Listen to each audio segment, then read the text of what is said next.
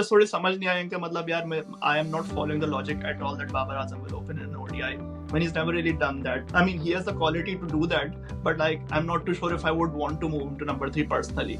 And like likely just the way the management thinks or like how things are going, I think it's highly likely कि Saud Shakil open करेंगे फखर जमान के साथ और तीसरे number पर बाबर आजम आ रहे होंगे। एक चीज़ आपकी ये वैसे अच्छी हो जाती है कि आपको ऑप्शंस बड़े इंटरेस्टिंग मिल जाते हैं। Right arm off spin Aga Salman कर सकते हैं, left arm orthodox Khushdil Shah, फिर अबरार आपको एक मिस्ट्री स्पिन का ऑप्शन दे देते हैं। मेरी ख्वाहिश थी कि यार आई know it's a very unpopular opinion, लेकिन खुशदिल शाह की जगह मैं इरफान न्याजी को इंक्लूड करता, क्योंकि ही is a young guy, he is an excellent fielder, almost उसने फील्डिंग से मैच जिता दिया था एक अपना, और बैटिंग में भी अच्छी करते हैं, but there is a good argument कि यार is not experienced enough in ICC tournaments. जैसे धोनी का कोई रूल था कि यार 20-25 मैच किसी के खेले होने चाहिए जब वो आईसीसी टूर्नामेंट में जाए। बट खुशदिल शाह का I get that he hasn't done that much और deliver to his promise, but अगर आप वही वनडे कप की बात करें तो मैं उसके अगर नंबर्स देख रहा था 114 का उसका स्ट्राइक रेट था और 35.2 की उसकी एवरेज थी,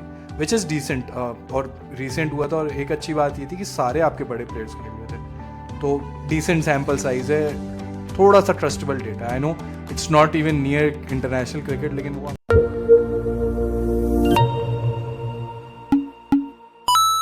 hello and welcome to the Cricketnama podcast. Pakistan ने फाइनली अपनी स्क्वाड रिलीज़ कर दी है, हमें इतनी देर वेट कराया। अच्छा, इंटरेस्टिंग बात यह है कि ये स्क्वाड्स आईसीसी को पहले से जा चुकी होती हैं, बस ये हमें अनाउंस करने में या मीडिया को दिखाने में देर कर रहे होते हैं। और कई सरप्राइजेज़ हैं, फ़हीम अशरफ वापस आ चुके हैं, इरफान खान न्याजी को इंक्लूड नहीं किया, फिर उस्मान खान की वापसी हो रही है, आमिर जमाल स्क्वाड में नहीं है, तो बहुत सारे सरप्राइजेज़ हैं। आज हमारे पास डिफरेंट गेस्ट हैं फॉर अ चेंज। इनके साथ बिल्कुल शुरू में जब हमने क्रिकेटनामा दोबारा स्टार्ट किया था तो एक पॉडकास्ट की थी जो इनके चैनल पे द स्लोअर बॉल पॉडकास्ट है, जो कि आई होप यू सब्सक्राइब्ड, तो उस पर मौजूद है। तो मुर्तज़ा भाई, ओवरऑल कैसे देख रहे हैं स्क्वाड को और क्या इनिशियल तासुरात क्या बन रहे हैं आपके? देखिए, इनिशियल तासुरात तो ये है कि वो असल में स्क्वाड इसलिए नहीं बन पा रहा था क्योंकि अभी स्टेडियम बन रहे थे हमारे, तो शायद उसमें थोड़ा मसरूफ होंगे, तो इसलिए थोड़ा डिले हो गया अनाउंसमेंट में।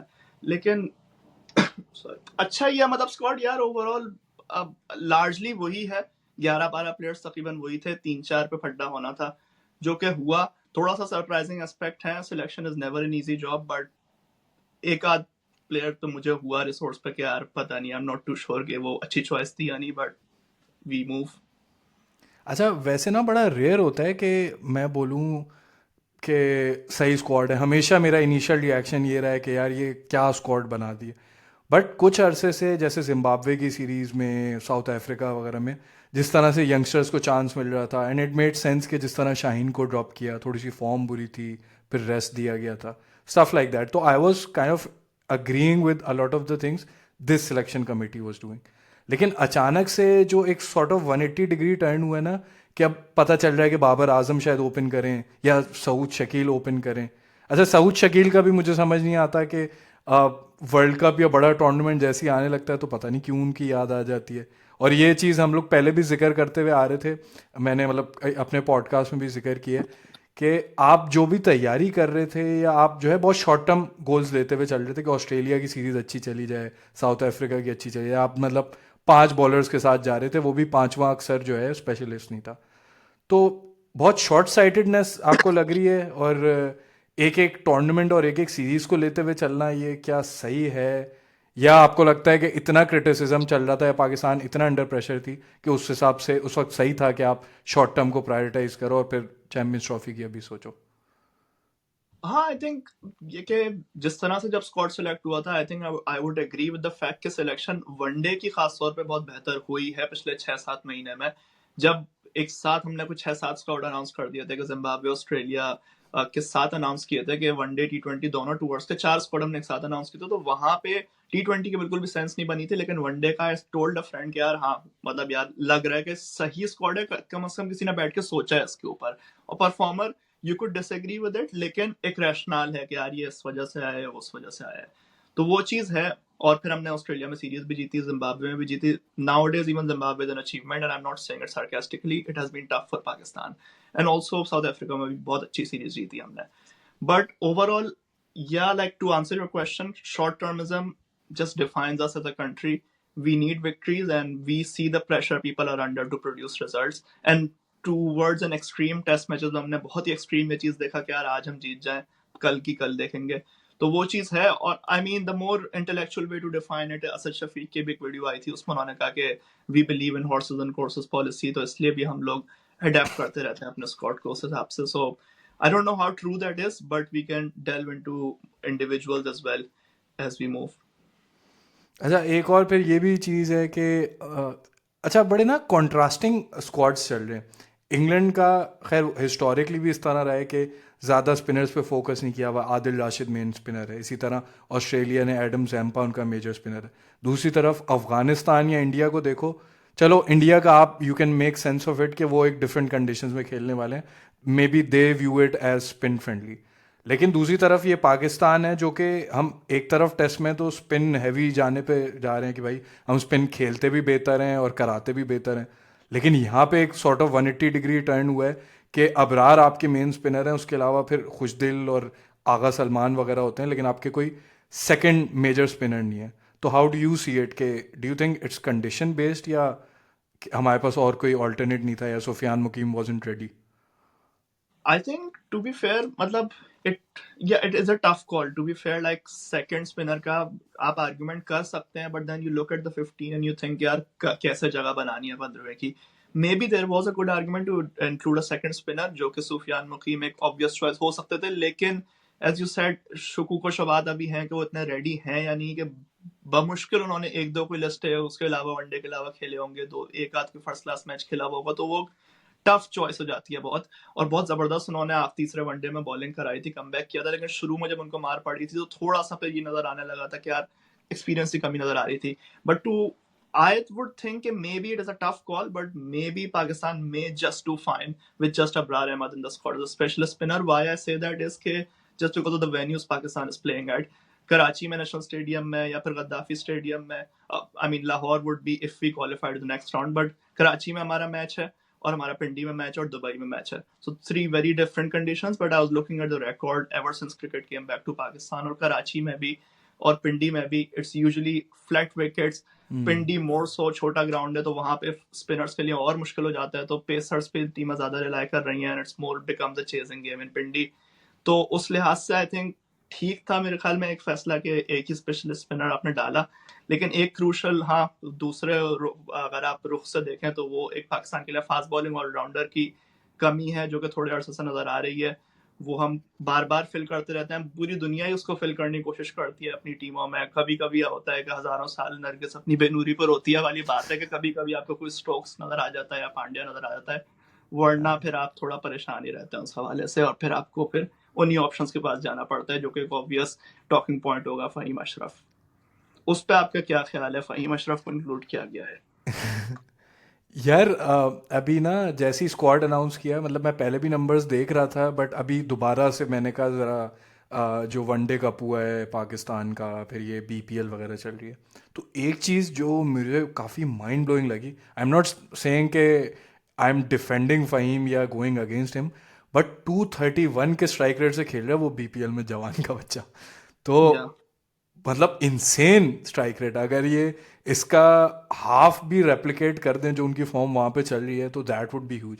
बट अगेन बीपीएल का स्टैंडर्ड हमें पता है वो क्या होता है, और उसी के बेसिस पे सिलेक्ट हुआ है। एक तरफ आप कह रहे हो कि इरफान न्याजी, जिसने T20 में तो परफॉर्म किया है, ओडीआई में आई थिंक उस तरह से डिलीवर नहीं किया, लेकिन आपने उसको बाहर कर दिया कि ओडीआई में नहीं किया। तो आप उधर T20 को वो नहीं दे रहे कि प्रायोरिटी की T20 के बेसिस पे इसको ओडीआई में ले आओ, लेकिन फ़हीम अशरफ जिसने सोली वहां पे परफॉर्म किया है उसको आप लेके आ रहे हो। तो ये थोड़ी सी मुझे माइंड बॉगलिंग सी चीज लगी। अच्छा और है कि इसमें नहीं? हाँ, मतलब सॉरी आप इंटरप्ट कर, you can complete your point.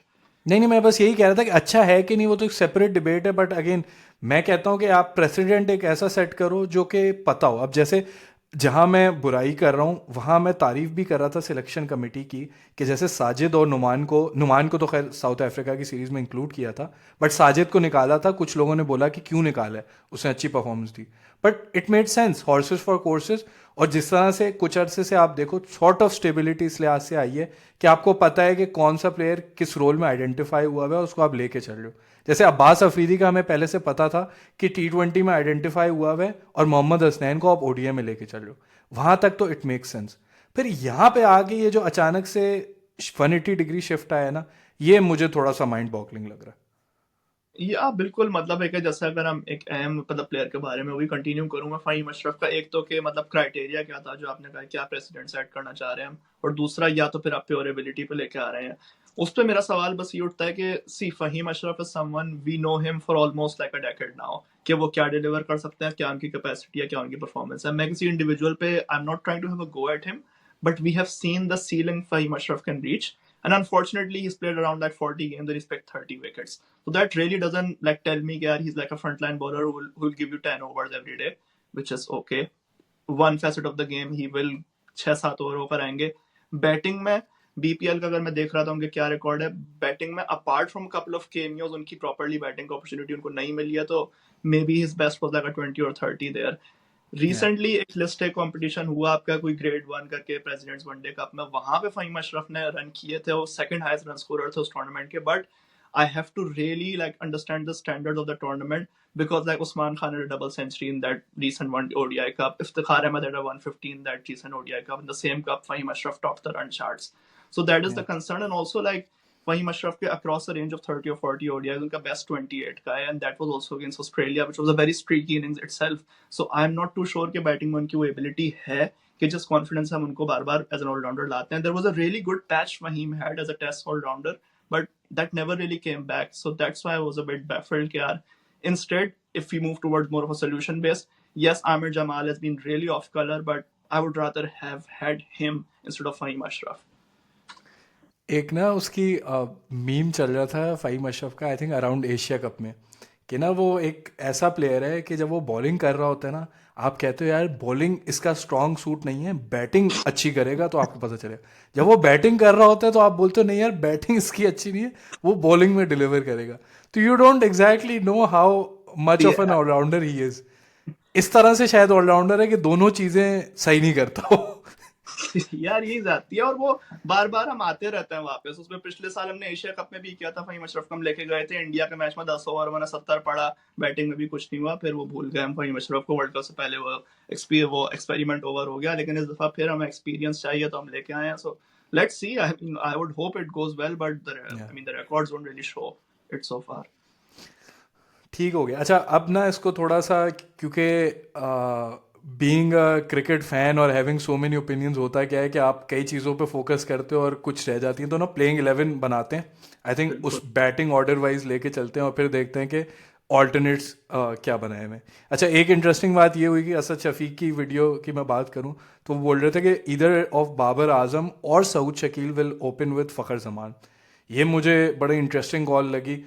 Again Saud Shakeel as a renowned opener नहीं है, T20 में रिसेंटली उन्होंने ओपन करना शुरू किए, वहाँ डिलीवर किए। फिर वही बात कि आप T20 की परफॉर्मेंस को यूज़ कर रहे हो ODI में लाने के लिए, तो how do you see that. फिर बाबर आजम जो कि सारे रिकॉर्ड्स और अच्छा बुरा जो भी किया वो वन डाउन पे किए, एक साउथ अफ्रीका में उन्होंने फॉलो ऑन से हमें बचा लिया ओपनिंग पे, तो आपने उनको ओपनर बना दिया। तो how do you see that, और ये मूव ओवरऑल किस तरह देख रहे हो, ओपनिंग अगर स्पॉट की बात करें।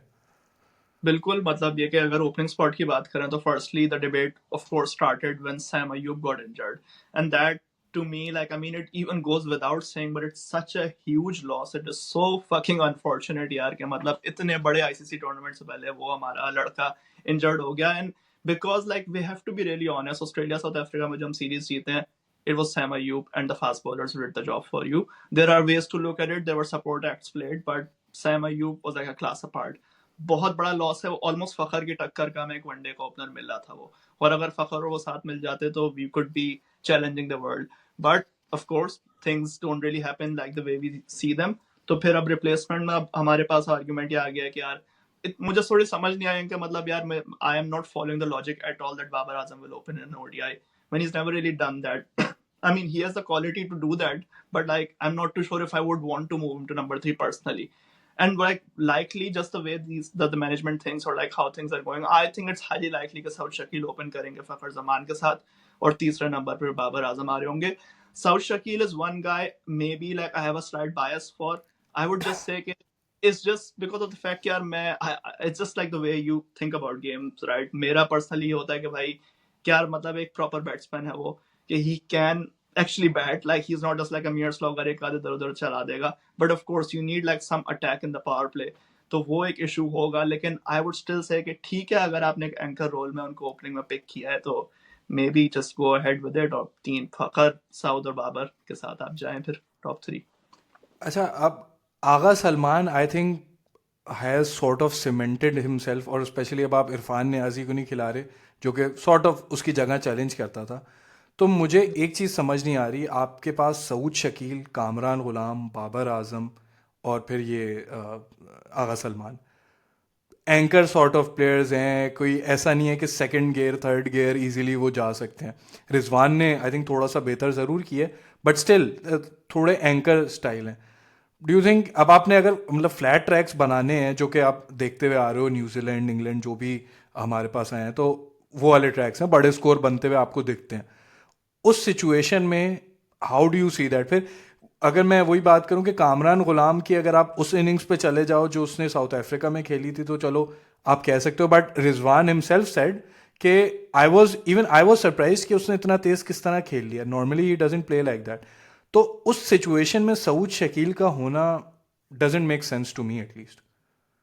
Yeah, no, that's a fair argument कि मतलब फिर 3 से 7 पर सभी एक ही स्ट्राइकर से खेल रहे होंगे 80 to 90 में. आगा का फिर even though I have criticized him, but I have been impressed by what we have seen of Agha Salman and ODIs के थोड़ा वो बंदा इनोवेट कर लेता है और 90 95 के स्ट्राइक रेट पर वो चल रहा होता है और ऊपर भी वो जा सकता है.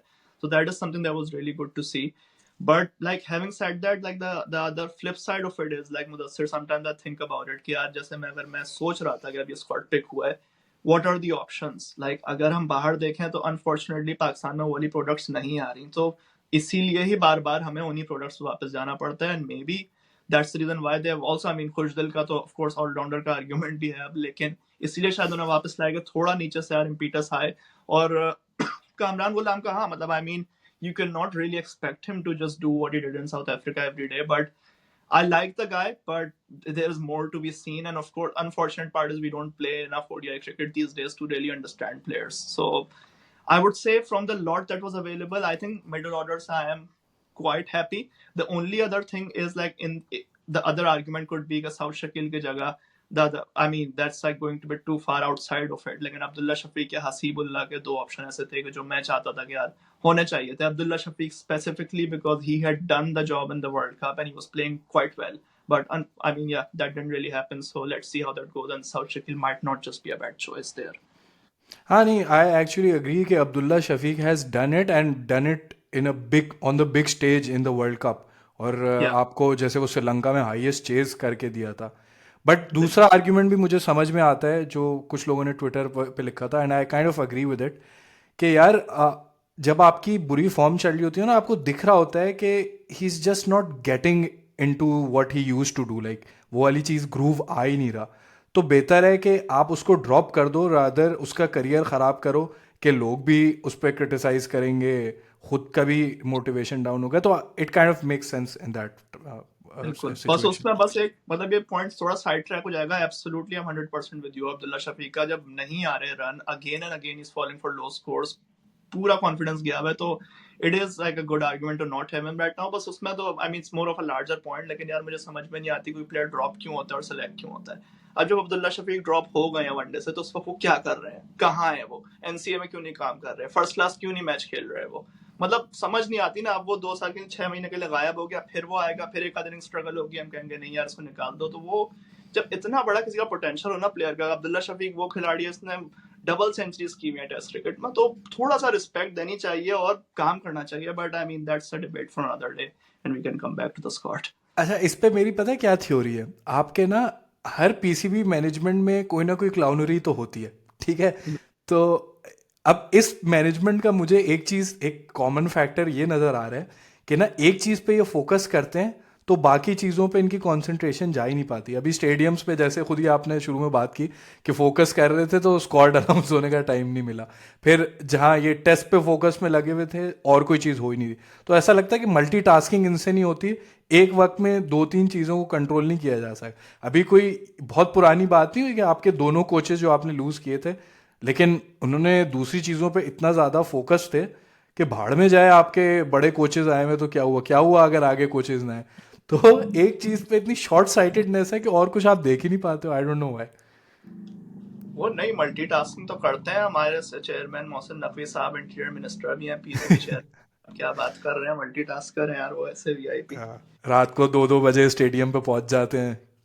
खैर वैसे यार ये क्रेडिट तो बनता है, जिस तरह स्टेडियम पे उसने जिस तेजी से बनवाए हैं, ये क्रेडिट तो बनता है हाँ मतलब हमारे। उस तक नहीं है कि ये मतलब एक खास लोग ही बनवा सकते हैं पाकिस्तान में इस तरह से काम करवाना। हाँ ना, ये मैं यही दोस्तों से और सबसे यही बात कर रहा था, इस sort of blessing in disguise थी कि इस टाइम पे ऐसे चेयरमैन मिले हैं जो कि इंटीरियर मिनिस्टर भी हैं, तो ये वाले काम, ये निगोशिएशंस करना, फिर सिक्योरिटी इश्यूज, क्योंकि आपको पता है आप कितने अरसे बाद मल्टी टीम टूर्नामेंट होस्ट कर रहे हो, तो ये एक इंटीरियर मिनिस्टर होना उल्टा हमें फायदा भी दे रहा है। हाँ, तो like in somewhat way, like I mean, these are the kind of things you would want a chairman to focus on instead of cricket के मामले में बताया कि इसको खिलाओ उसको नहीं खिलाओ। Exactly exactly. हाँ ट्रू। चलो अच्छा, अभी उस पे स्क्वाड पे वापस आते हैं। तो सही है। वन डाउन पे who do you see batting? Kamran Ghulam के नाम जो है ये लिया जा रहा है। Do you think one down उसके लिए ठीक पोजीशन है? यार उसका वही डबल फेस ये जो है चीज हो जाती है, डबल एज स्वॉर्ड हो जाती है कि एक तो अगर आप बाबर आजम को ओपन करेंगे भी तो that is what makes me less confident कि यार तीन पे कौन आएगा। It won't inspire a lot of confidence in me if Kamran Ghulam is walking at 3। That's just me being brutally honest. I would rather have Babar Azam stick at number 3 and do his thing that he does. And unfortunate part, just a point on Babar Azam as well, is like I hope he really regains his form because I haven't seen the best of him yet. So like yeah, but I would have Babar Azam at number 3. और मतलब it's the stage for him, he has played champions trophy before. अब वो experience में count होते हैं। Gone are the days कि अब आप उनको बोलो कि अभी भी ही इज़ रिलेटिवली न्यू। अब कितने 10 साल हो गए उनको खेलते हुए। अच्छा, एक बाबर पे अगर मैं दोबारा हूँ तो एक चीज़ होती है कि आप जैसे स्टीव स्मिथ था, there was no doubt about him when he was playing in the 4th position in test matches. ज़रूरत पड़ी तो ओपनिंग पे आए कि टीम की ज़रूरत है। But this for me feels more like saving Babar from spin. इनको डर है कि महाराज, अक्षर पटेल, जडेजा जब सामने आएंगे तो ये उनको फेस नहीं कर पाएंगे और विकेट दे देंगे। तो ओपनिंग पे आपको ये फायदा होता है कि most of what you'll get is pace, and once he set तो वो स्पिनर्स को भी थोड़ा बेहतर खेल लेते हैं। तो it feels more like a defensive move rather than an attacking move. And for your best player, जो कि आप इस टीम में अगर देखो तो बेस्ट बैटर है, उसको आप ओपनिंग पे इसलिए पुश कर रहे हो कि आप उसको वन डाउन की पोजीशन शायद सूट नहीं कर रही। This just doesn't do well with me. और फिर कामरान गुलाम का आई काइंड ऑफ अग्री कि उसको ऊपर बैट करना चाहिए, कि मेनली आप उसको लेके क्यों आए थे कि स्पिन को अच्छा खेलता है, तो वन डाउन पे एटलीस्ट उसको स्पिन तो ज़्यादा खेलने को मिलेगी। आप उसको अभी 3-4-5 पे ला रहे थे, रिजवान को भी आपने ऊपर करना था। वहाँ मैं फिर भी कुछ समझता हूँ कि ठीक है, बट अगेन आपने उसको टेस्ट नहीं किया, डायरेक्ट आप चैंपियंस ट्रॉफी में टेस्ट करोगे। बिल्कुल। इसमें थोड़ा सा एक लेफ्ट फील्ड आइडिया जैसे यही था कि कुछ लोगों ने कहा था कि आई know it's may sound odd, but instead जैसे 3 पे बाबर आजम आ रहे हैं तो 4 और 5 पे आपने कोई आगा सलमान और ये कि आपने कामरान गुलाम और आगा सलमान टाइप प्लेयर 4-5 पे रख दिया। 6 पे आपने रिजवान को नीचे कर दिया कि अगर वो थोड़ा सा इनोवेट कर ले पेस के अगेंस्ट। क्योंकि ये होता है कि कभी कभार हमने भी देखा है एज अ पेयर अगर बाबर और रिजवान साथ आ जाए और स्पिनर्स कर रहे हो बॉलिंग तो बहुत ज्यादा प्रेशर बढ़ जाता है और हम बहुत कुछ आखिर के लिए बचा लेते हैं और फिर वो कभी कभार नहीं हो पाता उस तरह से। So that is one thing as an overall macro team strategy as well as something that bothers me in the Pakistan। इसके तीसरे ओवर तक हमने करना ही नहीं है कुछ except for फखर एग्जैक्टली। और सैम, बाकी किसी ने बल्ला उठाना ही नहीं है। फिर तीसरे ओवर के बाद लग गए तो लग गए, वो हो जाएंगे, वरना फिर हम अहमदाबाद की तरह कोलैप्स हो जाएगा जैसे इंडिया अगेंस्ट हुआ था और फिर 180-200 ही होगा अपना। यार वही वाली बात आती है ना कि आप जो है ये सारी स्ट्रैटेजीज कर रहे होते हो जब आप रिलेटिवली छोटी टीमों के खेल रहे होते हो। अब आई वाज होपिंग कि साउथ अफ्रीका के जब से सीरीज लाइंड अप थी तो आई वाज होपफुल के फुल फ्लेज टीम खेलेगी। इवन ऑस्ट्रेलिया का आई वाज होपफुल कि वो, क्योंकि उनका होम जब समर होता है तो यूजुअली वो पूरी टीम खिलाते हैं। बट हुआ ये कि उनको टेस्ट की प्रिपरेशन करनी थी तो उन्होंने पूरी सीरीज़ नहीं खेली, फिर साउथ अफ्रीका में इंजरीज हो गई।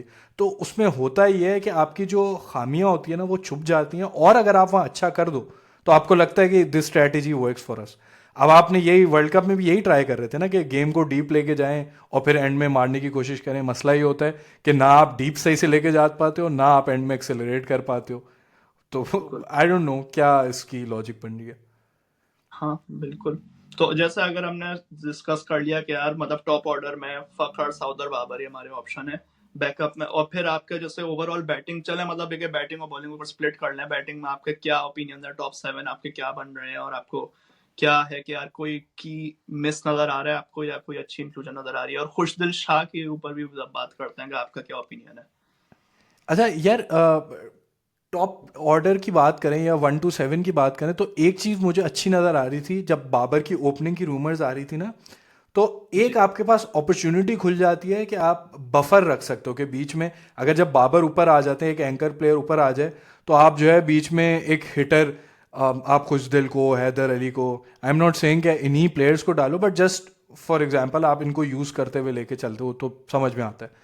लेकिन the fact that they will go with top 4 और 5 जो कि सारे एंकर से भरे होंगे, this just doesn't go well with me, unless ये खुशदिल शाह को प्रमोट करना चाह रहे हैं, जो कि एक बहुत ब्रेव मूव होगा। आई डोंट नो ये करेंगे, बट अगर ये टॉप 4 में किसी तरह इसको फिट कर दें तो एक इंटरेस्टिंग कॉल होगी कि वो पेस को अच्छा खेलता है, तो जहाँ पेस की पेस दूसरी टीम ने करानी हो तो आप उसको वहाँ पे प्रमोट करके यूज़ करो, then it make sense. But I don't know, Rizwan से थोड़ी सी होपफुल हूँ मैं कि वो थोड़ा सा ऑन द स्पॉट चेंजेस कर लेता है।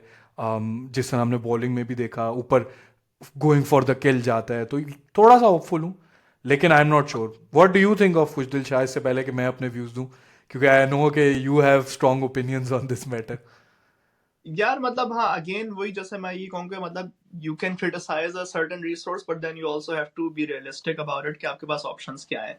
तो you see the argument why they have gone to Khushdil Shah, and also because उनके सर्टेन एक आदमी कई अच्छे कैमियोज उन्होंने बीपीएल में खेले हैं। लेकिन मेरा कंसर्न ये था कि I was like looking at the recent domestic records again, जो डोमेस्टिक के वनडे कप भी हुए, हमारे टी20 कप भी हुए, उसमें एक आध इनिंग्स के अलावा कोई ऐसा रियल इम्पैक्ट मतलब हम कंसिस्टेंटली देख नहीं पा रहे हैं। I appreciate somebody batting at number 5 to 7 would consistently deliver for you, लेकिन मुझे बस ये होता है कि यार एक दो से ज्यादा अगर इनिंग्स हो, कोई दो तो इनिंग्स हो पूरे 8-9 इनिंग्स में, तो उससे फिर आपको लगता है यार कोई मुश्किल रन चेज में पूरा बंदा थ्रू करके ले जाए कभी। अनफॉर्चुनेटली खुशदिल शाह के केस में ये हुआ है कि यार कंसिस्टेंटली नहीं हो पाया है कुछ भी। और ये है कि मतलब ये कि he didn't play enough ODI cricket. He has a decent enough ODI record to be fair, but the thing is like I have my certain reservations against Khushdil Shah. It is just because of his well-roundedness, कि how well-rounded is he as a cricketer, but it feels like he has worked on his things. और मतलब उनको bowling का भी एक option है आपका, even though I don't buy that argument. If I'm being brutally honest, instead of Khushdil Shah, I would have like, I mean, yeah, gone for another option, like more of a specialist batter, even though he's a very attacking player, and there are very few of those. But yeah, like I mean, maybe Hasibullah, maybe Hyder Ali, but yeah, we are like yeah what we are like, but like yeah, खुशदिल शाह पे आपके क्या opinion है? यार, फ़हीम अशरफ पे तो मैंने शुरू में जैसे कहा कि आई डोंट गेट इट, जिस तरह से लेके चले हैं और एंड में ला रहे हैं।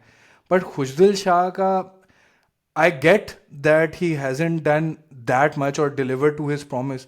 बट अगर आप वही वनडे कप की बात करें तो मैं उसके अगर नंबर्स देख रहा था, 114 का उसका स्ट्राइक रेट था और 35.2 की उसकी एवरेज थी, विच इज़ डिसेंट। और रिसेंट हुआ था, और एक अच्छी बात ये थी कि सारे आपके बड़े प्लेयर्स खेल रहे थे, तो डिसेंट सैम्पल साइज है, थोड़ा सा trustable data. I know it's not even near international cricket, लेकिन वो आपको मिल भी नहीं सकती। सारा साल आप बी टीम से खेलते हो, आपको वो चीज़ नहीं मिलती। फिर बॉलिंग में 36.16 की average, I know not that good but not that bad इधर, क्योंकि एंड में वो 5th या 6th बॉलर होंगे, उनको बीच के कुछ ओवर्स करने। और फिर एक और अच्छी चीज़ वो ये दे देता है कि आपको लेफ्ट आर्म स्पिन का ऑप्शन देता है। अब जैसे आप इंडिया से जाके खेलोगे, आप उनका टॉप ऑर्डर देखो, पूरा राइट हैंडेड हैवी है, तो आपको एक ऑप्शन दे देता है someone to turn the ball away from right handers. और अब जो उसकी फॉर्म लगी, एक होता है ना कि I am a big believer in form as well. I know BPL छोटा टूर्नामेंट है, बट आपको कई दफ़ा वो जो सेल्फ बिलीफ आ जाता है ना, जिस तरह मैं एक तरफ अब्दुल्ला शफीक की बात कर रहा हूँ कि उसके अंदर वो सेल्फ बिलीफ शायद चला गया, तो even if he can do it, because he has been failing for so long, वो उसके जहन में वो फॉर्म आती नहीं है, वो चीज़ हो ही नहीं पाती। तो maybe this time it is for Khushdil. फिर वो एक ये एस्पेक्ट भी है कि वो लेफ्ट हैंडर है, तो आपको एक लेफ्ट हैंडेड ऑप्शन हो जाता है। और फिर पेस हिटिंग देता है। आपके पास कितने प्लेयर्स हैं जो कि पेस के अगेंस्ट अच्छा खेलते हैं और डेथ ओवर्स में डिलीवर कर सकते हैं। इफ्तिखार से अगर आप नहीं जा रहे, जो कि ठीक है आप नहीं जा रहे, तो you don't have many option. और फिर जैसे आपने खुद ही पॉइंट आउट किया कि ऑलराउंडर्स नहीं है आज की क्रिकेट में। आप देख लो जैसे शार्दुल ठाकुर जैसा प्लेयर क्यों खेल रहा है कि वो आपको थोड़ी सी बैटिंग और थोड़ी सी बॉलिंग दे देता है, तो फ्लेक्सिबिलिटी आ जाती है कैप्टन के पास। तो ऑलराउंडर्स आपको चाहिए। आप नवाज से आगे बढ़ गए, शादाब से आगे बढ़ गए, फिर आमिर जमाल आपको समझ नहीं आ रहा है, तो you have to stick with someone. वही के बेगर्स कांट बी चूजर्स वाली बात है। तो या if you have something to add to it, वरना फिर हम इस पे आगे बढ़ते हैं।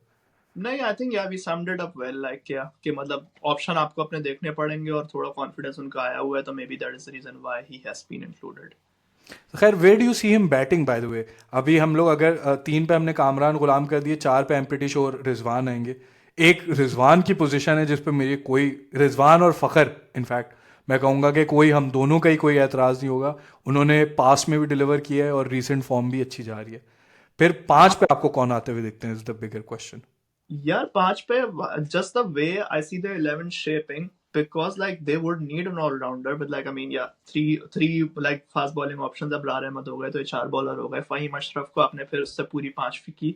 तो आई थिंक यार 5वें मतलब 4 टॉप 4 हमने डिस्कस कर लिया। 5 पे मुझे लगता है आगा सलमान आएंगे, और फिर 6 पे शायद खुशदिल शाह को मौका दिया जाएगा, और फिर 7 पे फिर Faheem Ashraf.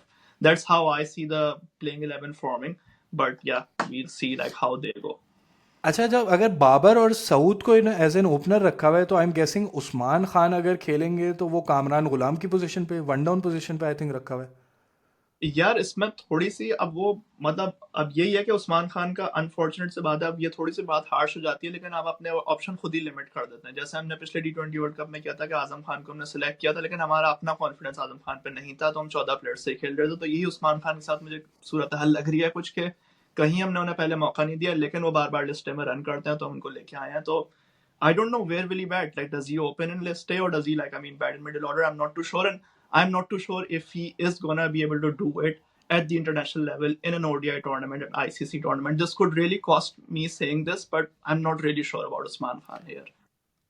But he was part of the 2023 ODI world cup. One down पे आई थिंक, वन डाउन पे की थी उन्होंने, टू डाउन पे आई थिंक बैटिंग की थी, टू डाउन पे की थी। Usman Khan or who? What? I think it was Usman Khan. I have to check नहीं इट यार, अगेन। 2023 वर्ल्ड कप में तो नहीं, ओडीआई में तो नहीं, T20 में था ना। हाँ, T20 में तो हाँ वो सॉरी, सेम टी T20 में। Usman Khan I think squad में फिर भी था वो, इंडिया वाले। हाँ आई आई हाँ चेक हाँ, इट स्कूल अगेन। के लेवल में थे वो वहां पे। मतलब मसला ही था वहां पे, तो हमने 4-5 ओपनर्स हमने सेलेक्ट के साथ कर दिए थे। टॉप 4 में हमारे ओपनर्स ही खेल रहे थे, बाबर, रिजवान, फखर और फिर उस्मान। तो वो एक अलग हमने इशू क्रिएट कर लिया था, बट अनफॉर्चुनेटली कोई इम्पैक्ट नहीं था वहां पे भी उनका उस्मान का, क्योंकि मुझे इंटरनेशनल क्वालिटी अभी तक नजर नहीं आई है। 10-12 साल का उनका प्रोफेशनल करियर है, सिर्फ 2-3 फर्स्ट क्लास मैच खेले हैं, T20 लीग में अच्छी परफॉर्मेंसेस है, बट नॉट श्योर लाइक या। But I really hope he does, because rationally अगर मैं बोलूं तो रन उन्होंने किए हैं जो दोनों आपके डोमेस्टिक अभी 50 ओवर्स के कप्स हुए हैं। तो बट या like I don't see him making the 11 right now with the confidence they have, but he might just slot in the middle order somehow. या ये वाली बात तो बिल्कुल सही है कि आप अच्छा लगे ना लगे वो रन्स कर रहे हैं। और अब बात ये भी है कि अब कीपिंग का अगर मैं बोलूं, अच्छा मुझे अब ये नहीं पता कि रिजर्व्स का क्या रूल है, कि किसी भी टीम ने अपने रिजर्व्स नहीं अनाउंस किए हुए। तो अक्सर ऐसा होता है कि आप, if you are not sure कि आप उस रिजर्व प्लेयर को यूज़ करोगे, या जो भी, फॉर एग्जांपल आपको कीपिंग में ऑल्टरनेट चाहिए बॉलिंग में, तो आप रिजर्व्स में डाल देते हो कि इस इन केस ऑफ इंजरी आप उसको यूज़ करो। बट आई डोंट नो, अगर इसमें रिजर्व्स का ऑप्शन नहीं है तो इट मेक सेंस कि आपको बैकअप कीपर फिर आप कौन हो गया। आपने रोहेल नज़ीर के साथ आपने खास आपने उसको डेवलप नहीं किया। फिर आप हारिस भी ओडीआई में कुछ इतना नहीं किया, ना लिस्ट ए में रन हैं, तो you don't have an option as well. अगर आप रिजवान की इंजरी होती तो आप किसको खिलाओगे? यार उस पे मतलब ये है कि मतलब उस्मान खान जब भी सिलेक्ट हुआ उनके साथ ब्रैकेट्स में विकेट कीपर ही लगता है पीसीबी, तो वो उनको एज अ बैकअप ऑप्शन भी सेल किया जा रहा है। लेकिन मतलब मैं अगर देखता तो मेरी नजर में तो हसीबुल्ला एक ऐसा ऑप्शन है जिनको बैकअप हमें ओपनर डेवलप करना चाहिए। And again, if you are talking about horses for courses, he's played about 40 or 50 list A games. He averages close to 40-45. उनकी स्ट्राइक रेट भी बड़ी जबरदस्त है। एक आई टेस्ट भी होता है खिलाड़ी को खेलते हुए देखने का, और एवरेज फर्स्ट क्लास में भी ऑलमोस्ट 40 की है उनकी, तो मतलब अच्छा प्लेयर लगता है, यंग लगता है, तो उसको यार मुझे लगता है कि ऐसे अगर कोई ब्रेव खिलाड़ी हो उसको थोड़ा चांस देना चाहिए। हमने माजी में देखा है, हमने मोहम्मद हारिस को, वसीम जूनियर को जब दिए मौके, तो वो ऐसे खिलाड़ी केपीके ऐसा खास तौर पे, I know I am stereotyping, लेकिन आईसीसी टूर्नामेंट्स में अच्छा उन्होंने किया है। तो हसीबुल्लाह के पास पीछे रिकॉर्ड भी है, यंग भी है वो, तो backup wicket keeper I think certainly should be Hasibullah Khan across formats. But we have gone for Osman Khan because he's been, yeah, scoring runs. So, yeah, that's probably the argument there. यार हसीबुल्ला के साथ तो वाकई हमने बहुत बुरा किया है कि आपने एक टाइम पे कभी आप उसको 6-7 नंबर पे ले आए जो आप T20s में लाए थे, फिर कभी ओपन ओपन कराने जा रहे हो, फिर मिडिल ऑर्डर में ला रहे हो। So you haven't made up your mind yet. Even Peshawar Zalmi के आप उसमें देखो, कभी वो ओपन करते हैं, कभी नीचे आते हैं। उसमें आई गेट इट कि वो प्राइवेट फ्रेंचाइज है, उसको आप कुछ नहीं बोल सकते, but generally he has been a confused player. अच्छा, अब इसमें ना कई दफ़ा प्लेयर की भी गलती होती है, कई दफ़ा आपको डोमेस्टिक में ऐसी पोजीशन रखनी पड़ती है, लेके चलनी पड़ती है जो कि शायद आपकी फेवर्ड ना हो, बट आप देखते हो कि आपको इंटरनेशनल में क्या ज़रूरत है और उसके हिसाब से आप फिर चलते हो। जैसे शान पर 4 पे बैटिंग करके पाकिस्तान टीम में वापस आए एग्जैक्टली थे। तो कुछ अब आई डोंट नो बैकग्राउंड में क्या चल रहा है, हम तो बाहर से स्पेकुलेशंस ही कर सकते हैं, but maybe it's his fault as well. Usman Khan on the other hand, आपको पता है कि ओपनर या वन डाउन के प्लेयर हैं।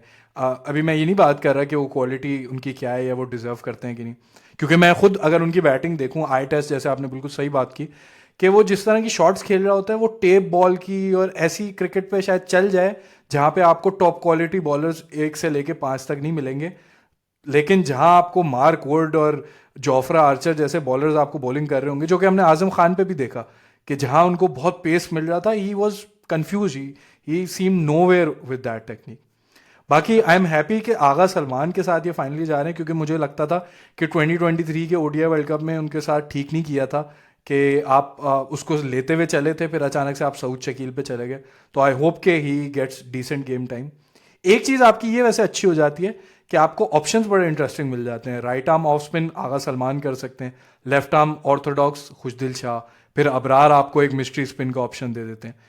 I was hoping Sufiyan Muqeem आता। I know you have made a fair point as well कि इतनी लिस्टें और डोमेस्टिक क्रिकेट नहीं है और ओडीआई में उस तरह से डिलीवर नहीं किया, और एक मैच जो साउथ अफ्रीका का था जहाँ पे वो रन के लिए चले गए, तो पता चला था इनएक्सपीरियंस उनका है।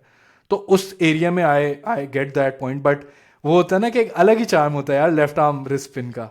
वो चीज़ हाँ, जिस तरह मैं कुलदीप को देखता हूँ और जो बाबर आजम का डिसमिसल है, like it is something else, नहीं?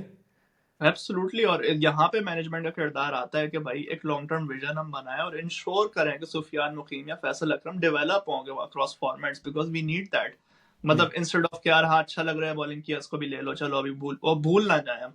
इसमें यह अहम किरदार है कि maybe he was not ready here, और if you were bold enough X factor की तरह उसको थ्रो इन कर देते, लेकिन मे बी वनडे का टूर्नामेंट है तो थोड़ा मुश्किल हो जाता है। So in the future definitely he should be develop properly. Definitely. तो 5 पे आगा सलमान, 6 पे खुशदिल शाह, 7 पे फ़हीम अशरफ। आई थिंक ये जो 7 की पोजीशन है ये still up for debate. Like realistically भी हम लोग भी सोचें तो अप फॉर डिबेट है, बट आई थिंक रियलिस्टिकली भी Faheem is not a sure starter what from what I can see. तो अगर वैसे फ़हीम नहीं खेलता तो who do you see playing on this position?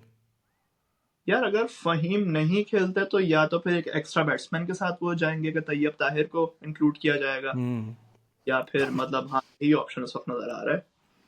तो इफ तैयब ताहिर बैट्स तो आई एम गेसिंग वो आएंगे आगा सलमान के बाद, और फिर खुशदिल शाह को आप शायद 7 पे खिलाओ।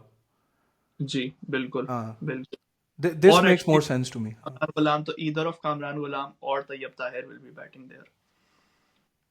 This makes more sense to me actually, because Khushdil Shah को आप फिर शोर शॉट जब आप 7 पे भेजते हो तो वो जो पेस अटैक के लिए आपने रखा हुआ है तो आपको फिर वही मिलेगा, क्योंकि 6 पे आपको पता है कि हमारी कई दफ़ा ऐसा होता है कि वो जो जो बैटिंग पे विकेट्स गिरना शुरू होती हैं तो 6 पे आप जो है स्पिनर्स को खेल रहे होते हो, तो 7 पे you get a little more question. और तैयब ताहिर ने डिलीवर किया, आई एम होपिंग कि वो इसमें भी कर सके। बट ओवरऑल वैसे तैयब ताहिर पे बोलूँ तो do you have some reservations या do you think he fits in? I think to be fair, like enough of a sample size नहीं है, even though he's playing domestic cricket for a while now, मतलब अच्छा लगा है उनका spin के against, he's looked really good। Pace के against थोड़ा सा मतलब रिजर्वेशन नजर आया, साउथ अफ्रीका में भी थोड़े से वो अनकंफर्टेबल थे वहां पे। So we'll have to see, even though, like, yeah, I'm not too sure, but again, given the options we had, I think he's a good selection, or like spin पे specifically is really good.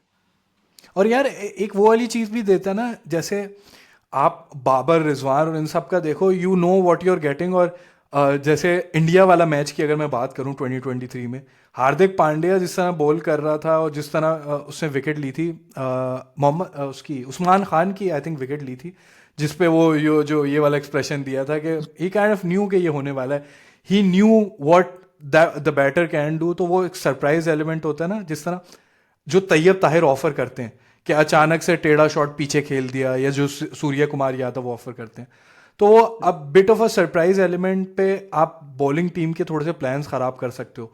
ये चीज़ मुझे अच्छी लगती है, क्योंकि आप 1 2 4 5 देखो तो आपको वही एक same technique by the book खेलने वाले, तो ही ऑफर समथिंग न्यू।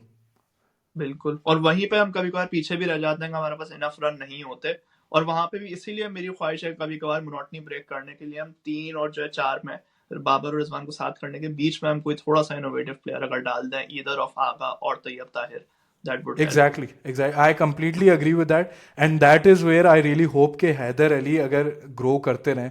अभी उनकी थोड़ी सी बीपीएल में फॉर्म लगी हुई है, नेशनल T20 में आई थिंक हाईएस्ट रन या सेकंड हाईएस्ट रन स्कोरर थे। तो if he keeps developing and he can make his spot back into Pakistan team, I would really like that. फिर बाबर रिजवान भी इतने आपको बुरे नहीं लगेंगे कि बीच में अगर हैदर आ रहा हो, I don't mind Babar opening, but वही जो बफर आ जाएगा ना, तो that would be really nice. फिर अगर हम बॉलिंग पे आए 7 तक, फ़हीम और तैयब पे डिबेट है, but one of these two. तो bowlers I think Shaheen Haris तो ऑब्वियस हैं। फिर आई थिंक एक स्पिनर भी आपको खिलाना है, तो अबरार खेलेगा और ऑब्वियसली नसीम खेलेगा। तो बिल्कुल। आई थिंक ये तो फिर पूरे हो गए, शाहीन, अबरार, हारिस और नसीम। तो जी बिल्कुल। फिर ऑल्टरनेट पे आपके पास हसनैन बचते हैं। बॉलिंग को बिल्कुल। किस तरह से देख रहे हो with the form Shaheen is in और हारिस रऊफ वगैरह?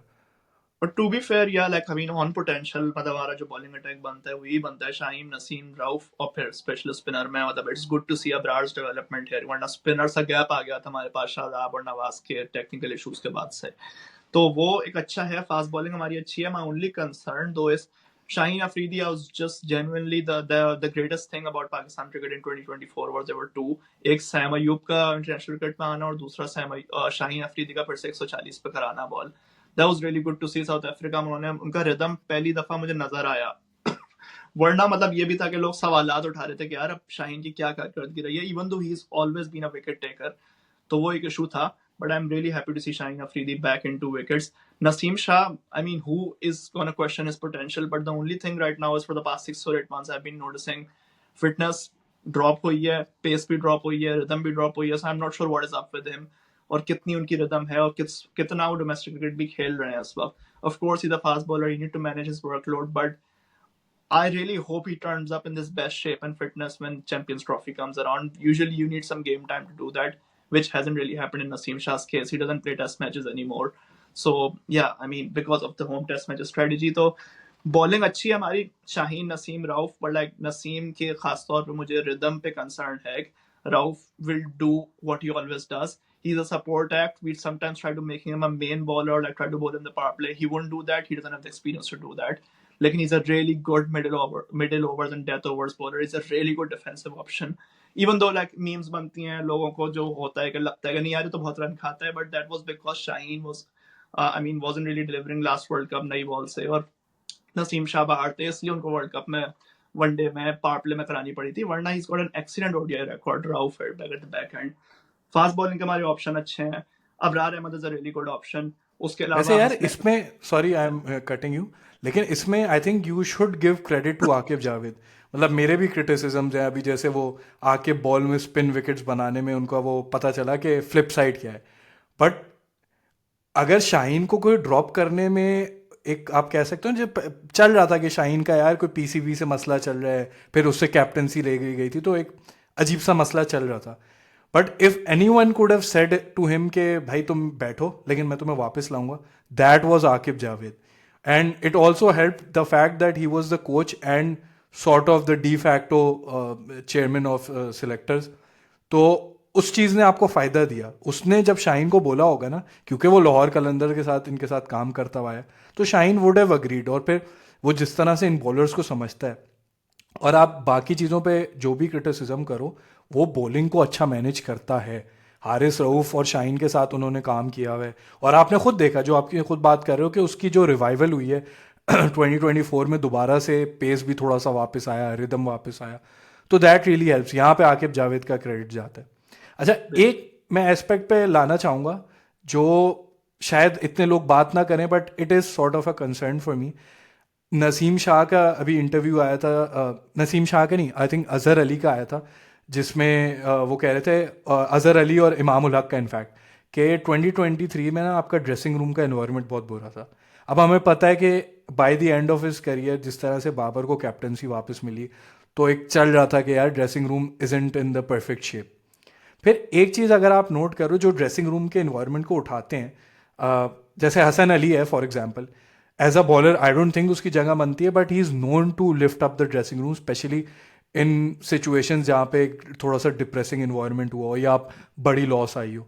फिर ये जो इनका पूरा एक रोटी गैंग है, फ़खर जमान, नवाज, आसिफ अली, तो अब आप देखो तो फ़खर जमान रह गए हैं और बाकी सारे बाहर हो गए।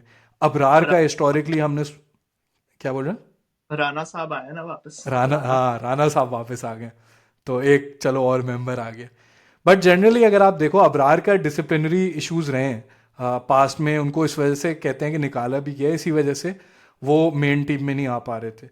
तो with this team do you see any problems happening in the dressing room, या आपको लगता है कि अब Rizwan at the captaincy helm इतने मसले नहीं होंगे? तो how do you see that as a whole? यार उसके लिए I think finally we are moving towards the right direction when it comes to like the team dressing room. बहुत ज्यादा लीडरशिप का हमने खुद ही जो है मतलब बहुत खराब किया था माहौल। जब बाबर को हटाना था, दैट्स अनदर डिबेट, जब बाबर को हटाना था हटाते, किसी एक कैप्टन को बनाते एंड कंटिन्यू विद इट। वो एक ड्रामा सा हमने किया, वापस ले ली, कंफ्यूजन के शिकार रहे। अब जब हमने रिजवान को कैप्टन बनाया तो that is been, as you would know as well, बार बार लोग ही कहते हैं रिजवान की स्ट्रेंथ ही है कि मैन मैनेजमेंट उसकी अच्छी है, and that is such a big part as well. It's just not tactics that you need as a captain. Andy Flower ने भी बार बार उनको अप्रिशिएट किया एज अ लीडर। तो और वो चीज नजर भी आई है कि पाकिस्तान ने वनडे में जब सीरीज जीतना शुरू की, साथ में हमने तस्वीरें देखी बाबर की भी, शाहीन की भी, रिजवान की भी, देवर सीन टुगेदर। और उनका रिजवान के अंदर एक चीज ये नजर आती है विजुअली एटलीस्ट, हम बाहर बैठ के बात कर सकते हैं कि यार ही is a guy who will unite the team. तो वो अच्छा है, लेकिन ओवरऑल स्क्वाड की क्या एक वाइब है, जैसा आपने कहा था हाँ पहले, और अच्छा होता है कि भाई दोस्ती हो आपस में खिलाड़ियों की, उससे कोई मसला नहीं है।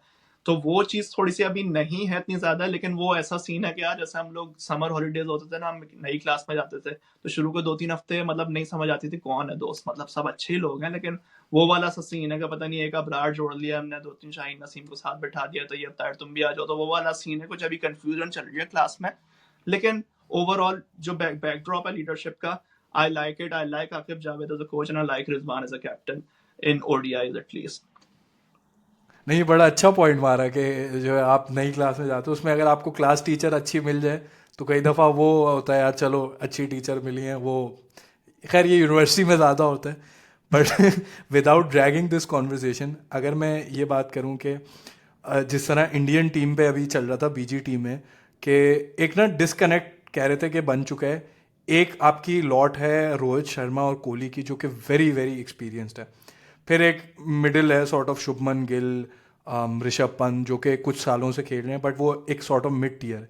फिर बिल्कुल नए हर्षित राणा और ये वाले जो नए प्लेयर्स आए हुए थे, तो एक बहुत बड़ा डिस्कनेक्ट था। और फिर गौतम गंभीर, आपको हमें पता है कि यार वो बहुत ही स्ट्रिक्ट कोच थे। लेकिन पाकिस्तान की टीम में आपको अच्छा पता है क्या है, with Rizwan in the captaincy, मुझे लगता है he does very well in connecting older players, या ओवरऑल जो भी कम्युनिकेशन गैप है कुछ भी है, आप उसकी कई बातों से 10 एतराज़ करो कि यार वो एग्जैजरेट कर जाता है, sometimes it's scam, sometime acting like too emotional on the field, but he has that ability कि वो कनेक्ट करता है एक टीम को। तो maybe I think you are right कि Rizwan would unite the team. और ये भी बिल्कुल सही बात किया आपने कि यार ऑन द फील्ड वो एक्टिव होता है, तो आपको वो चीज़ें नज़र आती हैं। बाबर का कई दफ़ा ऐसा हो रहा होता था कि यार ये फील्ड चेंज कर दो, यहाँ स्लिप लगा दो, वो आपको नहीं दिख रही होती थी। Hopefully Rizwan does that. खैर, या अगर कॉन्वर्जेशन को थोड़ा एंड की तरफ लेके जाऊं, तो बैकअप्स पे अगर मैं बात करूं, हसनैन जैसे कि हमने कहा, फिर उस्मान खान एक कीपिंग का बैकअप इन्होंने रखा हुआ है, फिर फ़हीम तैयब ताहिर वगैरह में। तो डू यू थिंक कि बैकअप्स डिसेंट रखें, या कोई एक आध प्लेयर आप चाहते थे कि यार ये होता या इस पोजीशन के लिए होता तो बेहतर होता? आई थिंक उसमें मेरा यही ओपिनियन था कि आप, I know it could be unpopular, I think Hasnain एक अच्छे फास्ट बॉलिंग के ऑप्शन है और उनका परफॉर्मेंस देखे ही वापस आया मैं, इवन दो उनका भी एक लॉन्गर टर्म उन्होंने नहीं की भी उस तरह से परफॉर्मेंस, लेकिन इंजरी के इश्यूज हैं उनके। So I think I am fine with Hasnain, but Usman Khan पे ऑलरेडी कवर्ड आउट रादर है Haseebullah as a backup wicket keeper, he is got the list experience. और एक स्पेशलिस्ट बैटर की तरह एज एन एक्स फैक्टर मेरी ख्वाहिश थी कि यार, आई know it's a very unpopular opinion, लेकिन खुशदिल शाह की जगह मैं इरफान न्याजी को इंक्लूड करता, क्योंकि ही is a young guy, he is an excellent fielder, almost उसने फील्डिंग से मैच जिता दिया था एक अपना, और बैटिंग में भी अच्छी करते हैं, but there is a good argument कि यार is not experienced enough in ICC tournaments. जैसे धोनी का कोई रूल था कि यार 20-25 मैच किसी के खेले होने चाहिए जब वो आईसीसी टूर्नामेंट में जाए। सो ओवरऑल अच्छे हैं बैकअप्स, बट मेरा कंसर्न सिर्फ उस्मान खान की पोजीशन पर मेनली है और इरफान नियाजी की एक्सक्लूजन पर है। बट या I think we are largely there. Overall मतलब वाइब कैसी दे रहे हैं, या इस स्क्वाड को देखते हुए where do you see this team finishing? यार overall as we discuss, I mean one of the really important thing is कि प्री रेक्विजिट ये होती है कि यार आपकी कप्तानी किस तरह की है। That has been a massive uplift for Pakistan कि यार कप्तानी चेंज हुई है बाबर आजम की, unfortunately he couldn't really deliver, he is a great, he may be a great batsman but he is not really delivering as a captain, it's been 5 years now, so let's even move past it. Rizwan एक अच्छे natural leader हैं, वो चीज नजर आती है उनकी field में भी नजर आती है, he is more agile, he goes for the किल। 100 पे 6 थे तो किसी ने जैसा मीम बनाया था कि अभी शायद बाबर अगर कैप्टन होते तो आगा सलमान बॉलिंग करा रहे थे, तो ऐसा अब नहीं है, चीजें जो है चेंज हो रही होती हैं, तो वो अच्छा लगता है, मतलब he goes for the kill. Second thing is के मतलब overall I will come to the मतलब what's feeling I am getting, but like coach Aqib Javed जो है वो सॉरी मतलब काफी एक्सपीरियंस्ड है, तो वो चीज एक बड़ी अच्छी मैटर करती है, and I think he is a thinking guy, and also what I liked it कि जब हम साउथ अफ्रीका ऑस्ट्रेलिया में सीरीज जीते, you didn't really see Akib Javed in the press conference or interviews because he's really shying away from the limelight, which is pretty good. Like that really shows कि he's focused on the results. हमारे जो mainly matches हैं, New Zealand से match है कराची में, कराची में we have seen कि यार 290 300 is a good score batting first, anything less than that is chasable. 300 अगर आप कर लो it's more flat wicket, spinners unless taking turn, ICC के हाथ में कंट्रोल होगा विकेट्स का, तो आई एम एक्सपेक्टिंग कि फ्लैट विकेट्स होंगी, रन्स बनेंगे।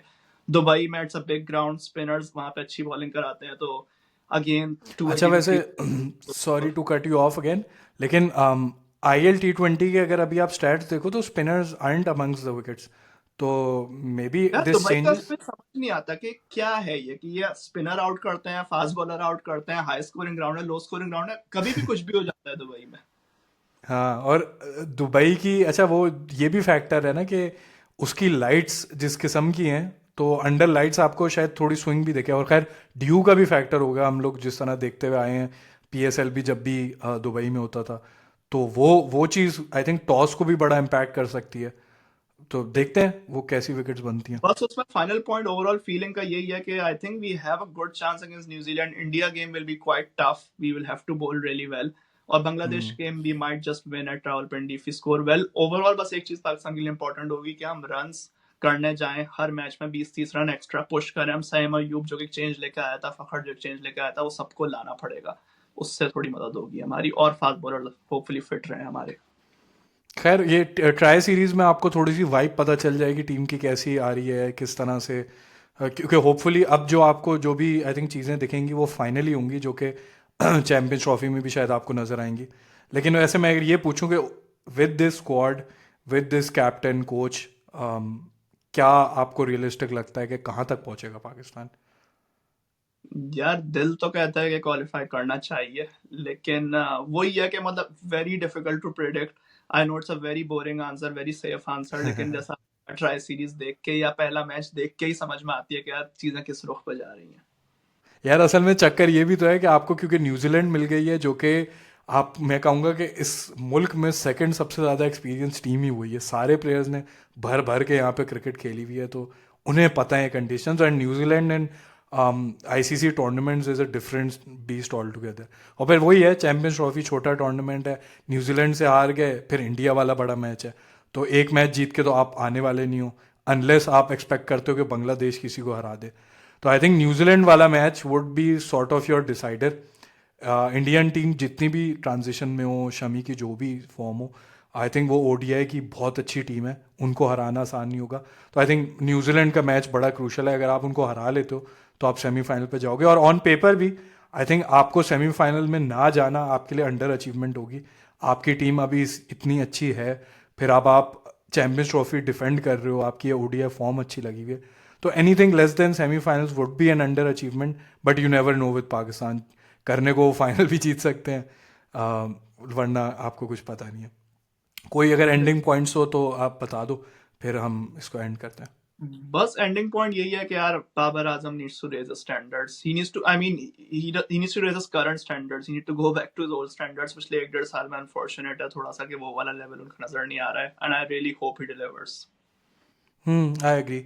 आई होप कि ये कुछ सरफराज अहमद वगैरह को इसमें शायद लेके आए, थोड़ा सा वो यादें इनके, एक होता है ना कि शायद मैं शायद थोड़ा ज़्यादा साइकोलॉजिकल उसमें ज़्यादा जाता हूँ, कि आपको जो मेंटल बिलीफ होता है ना, ये आप पिक्चर कर सको अगर, कि मैं आपको बोलूँ कि यार इस तरह से यूं करेंगे, ये आउट कर देंगे, इस तरह जीतेंगे, और पॉसिबल आपको नज़र आ रहा होता है। वो कहते हैं ना कि अगर आपको गोल दिख रहा हो या रियलिस्टिक हो तो कई दफ़ा आप अचीव कर लेते हो। तो maybe some energy from that end के सरफराज आ जाएं, कोई मेंटोर बन जाए, या वैसे ही इनको थोड़ा सा अगर अपलिफ्ट कर सकें या वो बिलीव दे सकें कि आप जीतो, that would go a long way. और you pointed out yourself के बाबर आजम की फॉर्म बहुत इंपॉर्टेंट होगी हमें। आई नो बहुत बड़े बैटर हैं, डिलीवर नहीं किया, बट अब आपके लिए ये चांस है कि भाई टेस्ट में आप नहीं कर पाए, आपके पास कई चांस मिले, लेकिन अब चैंपियंस ट्रॉफी में now that you are experienced, आप होम पे खेल रहे हो, आपके पास इतनी बड़ी इनिंग्स नहीं है टूर्नामेंट्स में, वर्ल्ड कप्स वगैरह, तो होपफुली यहाँ पे आप कुछ इनिंग्स प्रोड्यूस कर सको मैच विनिंग, और अपने क्रिटिक्स को चुप कराओ। हम भी क्रिटिक्स रहे, I would love to be shut up by Babar Azam and his form. तो डेफिनेटली, और रिजवान की कट कैप्टनसी पे होता से है, उम्मीदें हैं। ये सबसे अच्छा कट होता है कि यार मतलब I would be happy to see him perform. या एब्सोल्युटली। तो आई होप ये सारी चीज़ें दे डू कम टुगेदर। अगर एक भी मैच जैसे मैंने कहा बुरा गया तो कुछ मसला होते हैं, वो फिर सॉल्व नहीं होते, और छोटा टूर्नामेंट है, नहीं आप शायद बाउंस बैक कर पाओ। तो वी आर होपफुल कि ये टीम डिलीवर करे। टीम में मसले ज़रूर हैं, बट ओवरऑल आई थिंक हम दोनों का ओपिनियन ये है कि जो बेस्ट पॉसिबल साइड थी वो बेस्ट पॉसिबल नहीं तो at least close to best possible है।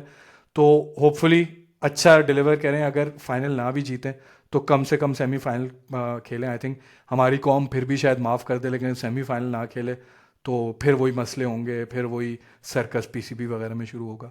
तो देखते हैं, अब ट्राई सीरीज़ कुछ दिनों में शुरू है, उसके रिजल्ट्स भी बड़ा इम्पैक्ट करेंगे, आपको थोड़ा सा शेप दिखेगी स्क्वाड की।